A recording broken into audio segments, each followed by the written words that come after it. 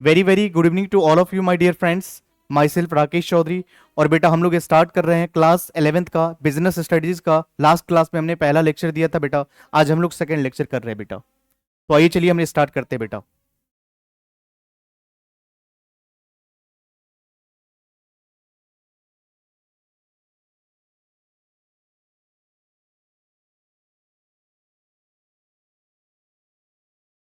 Chapter number first में हमने कराया था बेटा, सबसे पहले हमने आपको कराया था कि बिजनेस क्या होता है।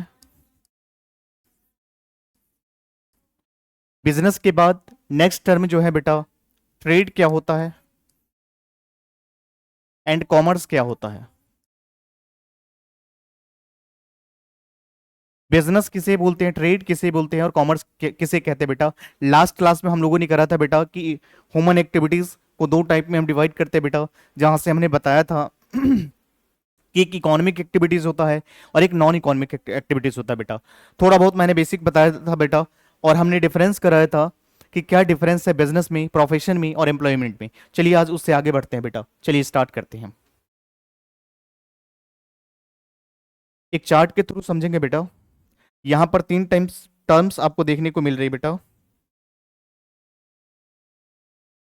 एक है बिजनेस और एक है ट्रेड और एक है कॉमर्स। इन तीनों का मतलब समझते हैं।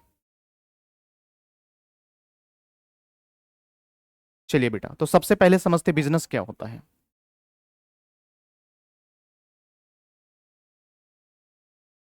बिजनेस का मतलब क्या होता है और बिजनेस का कैरेक्टरिस्टिक्स क्या है बेटा। तो सबसे पहले अगर हम बिजनेस की बात करें तो बेटा इसका मीनिंग सबसे पहले लिखूं।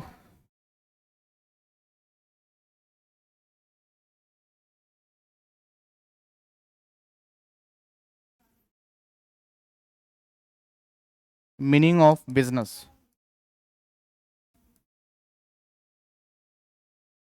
बिजनेस का मीनिंग क्या है।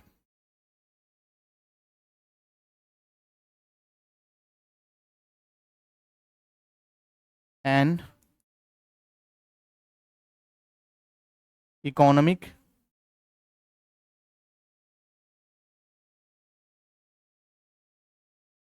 And economic activities which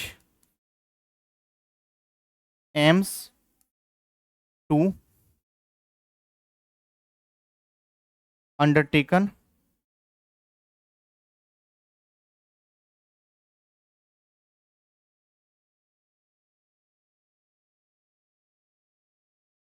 and economic activities which aims to undertaken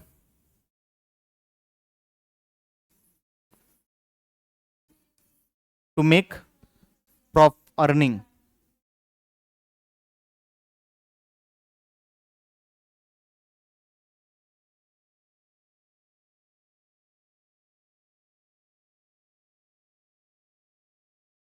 profits on a regular और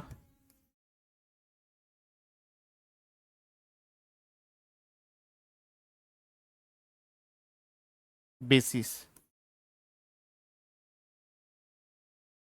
इज कॉल्ड बिजनेस। लिखो बेटा सबसे पहले बिजनेस का मतलब।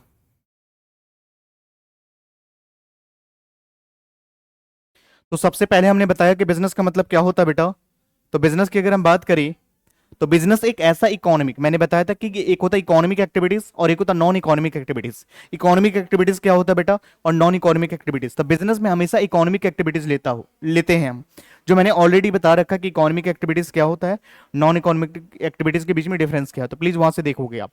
इकोनॉमिक एक्टिविटीज जिसका एम्स, जिसका ऑब्जेक्टिव, जिसका पर्पज क्या है बेटा, कि अर्निंग करना, प्रॉफिट्स। बेटा एक बात ध्यान रखिएगा, बिजनेस का मतलब होता है बेटा बिजीएस्ट पर्सन। जो लोग बिजीएस्ट है, बिजनेस में इन्वॉल्व है या बिजी रहते हैं, हम उसको बिजनेसमैन कहते हैं बेटा। और यहां पर हम अगर बात करें तो हर ऑर्गेनाइजेशन को चलाने के पीछे एक ही ऑब्जेक्टिव होता है, टू मेक अर्निंग प्रॉफिट्स। ये जरूर है बेटा कि लॉस भी सफर करते हैं, लेकिन ऑब्जेक्टिव हमेशा, पर्पज क्या होता है बेटा, प्रॉफिट कमाना। और बिजनेस होने के लिए आपको रेगुलर होना पड़ेगा, रैकरिंग नेचर के ट्रांजेक्शन करनी पड़ेगी बेटा। जब आप रेगुलर रहोगे, कंटिन्यूअसली आप इन्वॉल्व हो, हम उसको बिजनेस कहते हैं बेटा। ठीक है बेटा। तो चलिए एक बार मैं आपको डायग्राम के थ्रू बताता हूं कि बेटा बिजनेस क्या होता है, ट्रेड क्या होता है, इंडस्ट्रीज क्या होता है। क्योंकि बिजनेस करने से पहले आपको भी समझ आना चाहिए कि बिजनेस करने के लिए आपको गुड्स चाहिए होता है। भाई गुड्स कहीं ना कहीं मैन्युफैक्चरिंग होती है, उसके लिए इंडस्ट्रीज भी चाहिए, उसको बेचने के लिए प्लेस भी चाहिए, उसके बाद इनकम जनरेट होगा बेटा। तो चलो हम एक चार्ट के थ्रू करते हैं बेटा।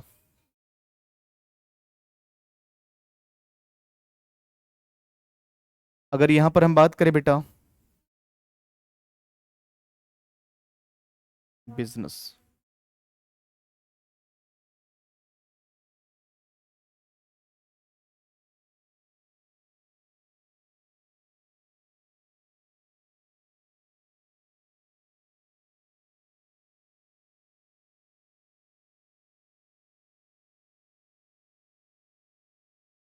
कॉमर्स,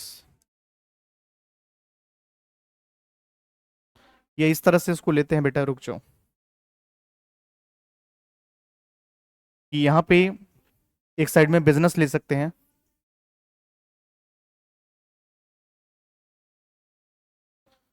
और एक साइड में हम ले सकते हैं प्रोफेशन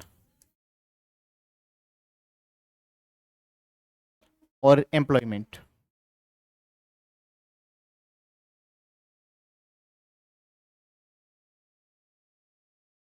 यहां पर देखो बेटा, तो बिजनेस, ये सारे के सारे एक्टिविटीज कैसा है बेटा, तो इकोनॉमिक एक्टिविटीज है। इसका ऑब्जेक्टिव क्या है, प्रॉफिट कमाना बेटा। ये प्रॉफिट कमाने के व्यू से हम करते हैं बेटा। और प्रोफेशन के लिए आपको क्या चाहिए, स्पेशलाइजेशन, नॉलेज की जरूरत पड़ती है। और एम्प्लॉयमेंट के लिए आपको क्या करना पड़ेगा, कॉन्ट्रेक्चुअल बेसिस पे आप काम करते हो बेटा, जहां पर आपको वेजेज एंड सैलरी मिलती है बेटा। तो इस तरह से आप काम करते हो बेटा। तो बिजनेस के बारे में हम आपको अलग से बताएंगे, प्रोफेशन क्या होता है, एम्प्लॉयमेंट क्या होगा। इस तरह से आपको अगर हम बात करें, तो एक होता है इंडस्ट्रीज बेटा, जहां पर एक इंडस्ट्री जो होता है, एक एक्सट्रैक्टिव होता है और एक जेनेटिक इंडस्ट्रीज होता है बेटा। तो इस तरह से हम बाइफरकेट करके आपको आगे एक्सप्लेन करता हूं बेटा।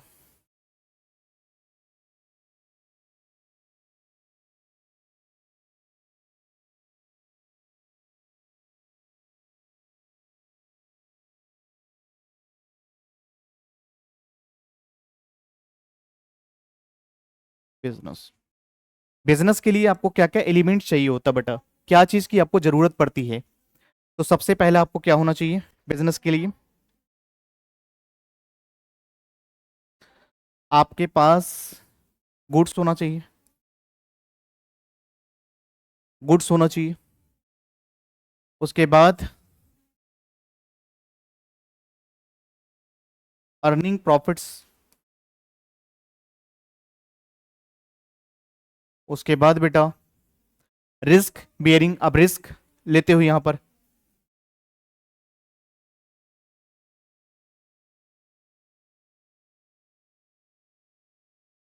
बियरिंग, रिस्क टेकिंग लिख लो।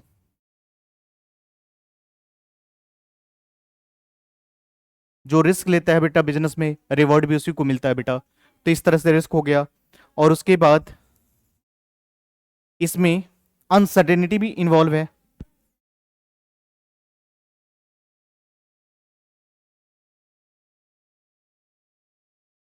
तो इस तरह से बिजनेस के लिए क्या हो बेटा, ये गुड्स होना चाहिए, क्योंकि ये एक चेन वर्क काम करता है बेटा। यहां पर बिजनेस होना पड़ेगा, और उसके बाद ऑब्जेक्टिव क्या होना चाहिए, प्रॉफिट कमाने का। और यहां पर रिस्क भी हम टेकिंग लेते हैं बेटा, और अनसर्टेनिटी का भी जो वर्ड जो है इन्वॉल्व है, क्योंकि बिजनेस करोगे तो रिस्क लेना पड़ेगा, और रिस्क लेता है, रिवॉर्ड उसी को मिलता है बेटा। तो इस तरह से हमें बाइफरकेट करना है बेटा। तो ये सारे कैरेक्टरिस्टिक्स में भी आप ले सकते हो। अगर यहां पर अगर हम बात करें बेटा, तो एक होता है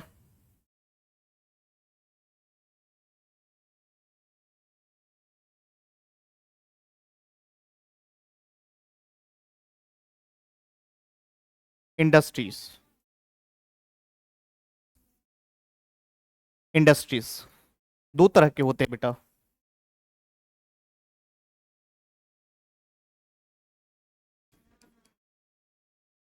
इंडस्ट्रीज, एक्सट्रैक्टिव इंडस्ट्रीज, और दूसरा होता है बेटा जेनेटिक।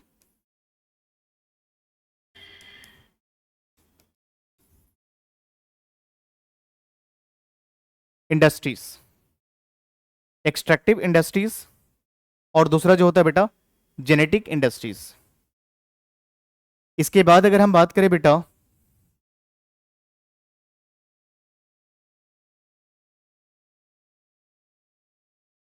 ट्रेड, ट्रेड ट्रेड की बात करें बेटा, एक होता है, ये सभी के बारे में मैं एक्सप्लेन करूंगा बेटा, एक बार पॉइंट्स हम लिख लेते हैं। एक्सटर्नल ट्रेड और एक होता है इंटरनल ट्रेड।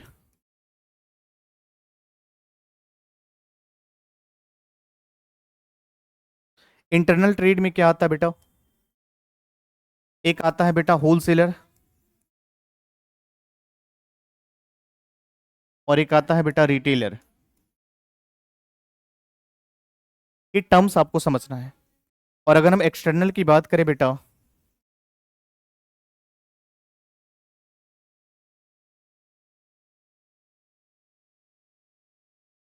तो यहां पर अगर एक्सटर्नल की बात करें बेटा, तो यहां पर होता है बेटा एक्सटर्नल ट्रेड की, इंपोर्ट करते हो आप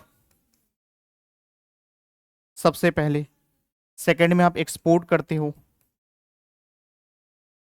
और उसके बाद आप क्या करते हो बेटा इंटरपोर्ट।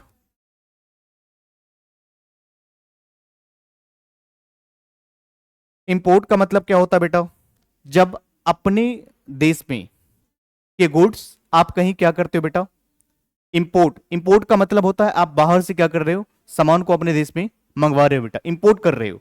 और एक्सपोर्ट का मतलब होता है यहां से अपने देश के सामान को बाहर एक्सपोर्ट करना, भेजना, हम उसको कहते हैं बेटा एक्सपोर्ट। और एक होता है इंटरपोर्ट का मतलब होता है बेटा कि जो चीज आपके देश में अवेलेबल नहीं है आप बाहर से वो मंगवाते हो, और जिस कंट्री को उसकी रिक्वायरमेंट होती है उनको आप सेल आउट कर देते हो, हम उसको बोलते हैं बेटा इंटरपोर्ट। तो इंपोर्ट का मतलब क्या होता है, जब आप किसी सामान को अपने देश में मंगवाते हो जो आपके पास अवेलेबल नहीं है, हम उसको इंटरपोर्ट, इन करना बेटा, अपने देश में मंगवाना। और एक होता है एक्सपोर्ट, जो आप अपने देश से बाहर की ओर भेजते हो बेटा। और एक होता है इंटरपोर्ट का मतलब होता है जहां पर आप क्या करते हो, जो चीज आपके पास अवेलेबल नहीं है कहीं बाहर से आप मंगवाते हो, इंपोर्ट करते हो, और जहां पे इसकी रिक्वायरमेंट है वहां पर आप एक्सपोर्ट कर देते हो बेटा। इस तरह से मैंने बताया, एक होलसेलर होता है और एक रिटेलर होता है बेटा। मैं सारे पॉइंट्स को आपको बता रहा हूं, सारे पॉइंट्स को आप कीवर्ड्स में लिखना है बेटा, इससे बाहर आपको कोई भी कीवर्ड्स आप इससे बाहर नहीं जाएगा बेटा। तो अगर हम बात करें, एक होता होलसेलर और एक होता रिटेलर। होलसेलर वो पर्सन होता है जो बल्क में डील करता है, ज्यादा नंबर ऑफ क्वांटिटी में डील करता है बेटा। और जहां पर अगर हम बात करें बेटा रिटेलर, तो रिटेलर कौन होते हैं बेटा, जो खुदरा में डील करते हैं, जिसकी क्वांटिटी कम क्वांटिटी में वो डील करते हैं बेटा। तो इस तरह से हम उसके बात करते हैं बेटा। मैं अगर आपको थोड़ा सा एक्सप्लेन करके बताऊं बेटा, देखो यहां पे,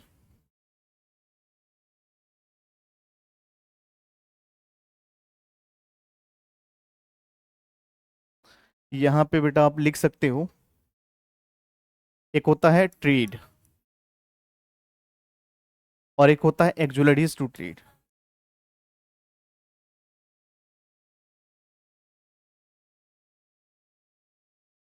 एक होता है ट्रेड और एक होता है एक्जुलरीज टू ट्रेड। ट्रेड में क्या आता है बेटा, जो मैंने आपको बताया कि एक इंटरनल ट्रेड और एक होता है एक्सटर्नल ट्रेड।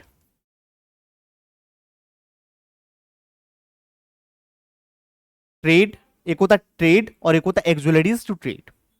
एक्जुलरीज आप लोग इंग्लिश में ग्रामर में आपने लोगों ने देखा होगा, एक्जुलरीज वर्ब का मतलब होता है बेटा जो हेल्पिंग वर्ब्स होते हैं। तो यहां पर ट्रेड तो है जिसको हम व्यापार बोलते हैं बेटा। व्यापार एक इंटरनली तरीके से आप कर सकते हो और एक एक्सटर्नली तरीके से भी आप कर सकते हो बेटा। तो यहां पर इंटरनली की अगर हम बात करें बेटा, तो मैंने अभी आपको बताया इंटरनली आप दो तरीके से कर सकते हो, एक रिटेलर के पॉइंट ऑफ व्यू से और एक होलसेलर, मैंने अभी आपको बताया।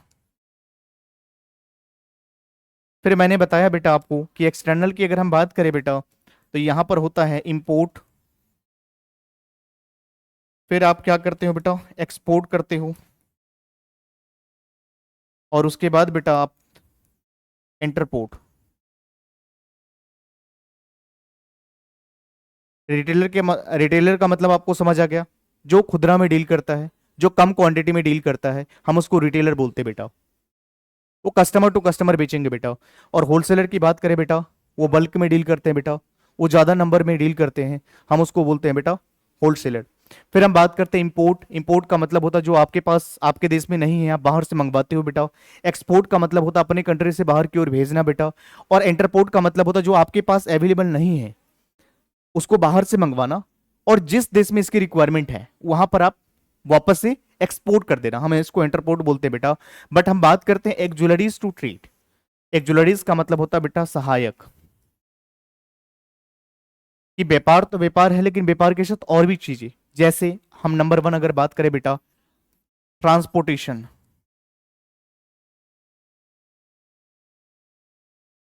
Second, warehousing. Third, insurance. Fourth, banking and finance. Fifth, advertisement.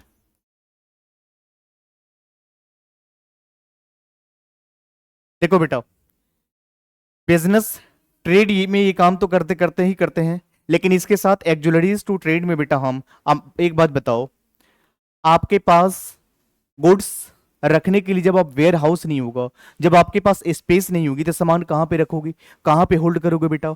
और यहाँ पर ट्रांसपोर्टेशन की बात करें बेटा, तो क्या कोई जरूरी है कि एक ही जगह पे गुड्स होती है बेटा, हमें कहीं से और जगह से भी मंगवाना पड़ता है, तो ट्रांसपोर्टेशन तो चाहिए। बिना साधन का तो आप नहीं करेंगे, कोई जरूरी नहीं कि आपकी जगह पे ही मिल जाए, बाहर से भी आपको गुड्स को मंगवाना पड़ेगा।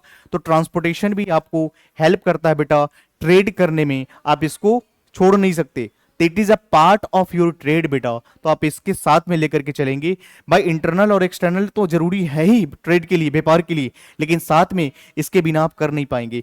वेयर हाउसिंग आपके पास नहीं, आप सामान कहां पे होल्ड होल्ड डाउन करोगे बेटा, सामान कहां पे रखोगे, रखने के लिए स्पेस तो चाहिए, जगह तो होनी चाहिए जहां पर आप रख सकते हो उसको, तभी तो आप उसका बेनिफिट कमाओगे। अब बताओ इंश्योरेंस, आप सामान लेकर के आए, गोडाउन में आपने रखा, आग लग गई, जल गई या कुछ हो गया, तो बेटा उसकी क्लेम कौन देगा। तो आप इसके लिए अपने आप को इंश्योर्ड कराने के लिए, आप होने वाले नुकसान की भरपाई लेने के लिए, या उस भरपाई को कम करने के लिए, या लॉस होने वाले लॉस को कम करने के लिए बेटा आप इंश्योरेंस कराते हैं, जिससे कि आप सिक्योर हो जाते हैं, आप डर से फ्री हो जाते हैं, कि ताकि कल को अगर कोई तरह की अगर मिसहैपनिंग होती है, या मान लो आग लग गई फैक्ट्री में या गोडाउन में कुछ अगर हो जाती है बेटा, तो उस कंडीशन में आपको इसकी बेनिफिट मिलेंगी। अब इसके साथ पैसे की रिक्वायरमेंट पड़ेगा, तो कहां जाओगे बेटा, बैंक में जाओगे, फाइनेंस करोगे, तभी तो आपके पास पैसे आएगा।